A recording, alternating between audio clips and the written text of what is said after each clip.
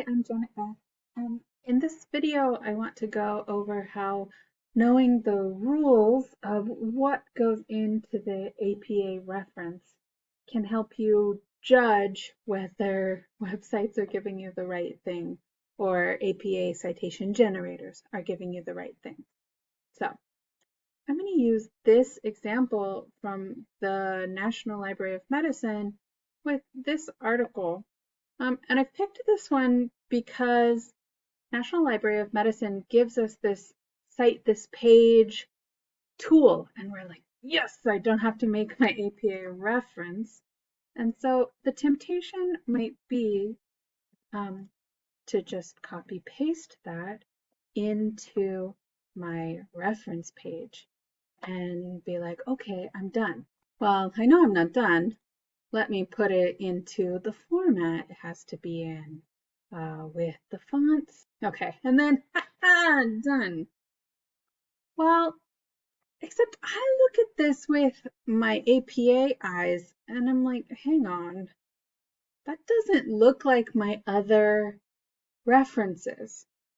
So I know that with APA, I need an author, a date, title, sentence case, and then depending on what type of thing it is, maybe a publisher, maybe a website. So I know I need those things. And when I look at this, I see, well, that's really outside the norm. So if I look at this, I see, well, is that the author? There's people's names, but then it says editors. And it says et al. I know I can do et al. With my in-text citations, but not with my references, unless there's more than 20. And then where's the year? I don't see the year until here. So I know I'm going to have to do something else. I can go back to this site and find the information. I can also try and PDF and see what this gives me. This also gives me a suggested citation here, and I think this one might be closer. So let's control that one. It looks a lot closer to me based on APA. So I think I'm going to use this one. But if I did not have that one, I could come to this title page and look at things. And this is where I might make a different choice about what I'm going to do than the suggestion is. So we know that authors are often institutions or organizations. So that's what's coming here for this one. If it's not that, then I could choose to say, okay, this is a book that's edited by these people, and I'm going to give them credit. And if I'm going to do that in APA, then it will become this with their names here. So I either have this choice that I'm saying, okay, it's the organization that's the author, or we're saying that these people are the editors, which we identify here. We are citing the whole and then going from there. If we're doing this one, we need to do a couple of things to make sure we're doing formatting correctly here.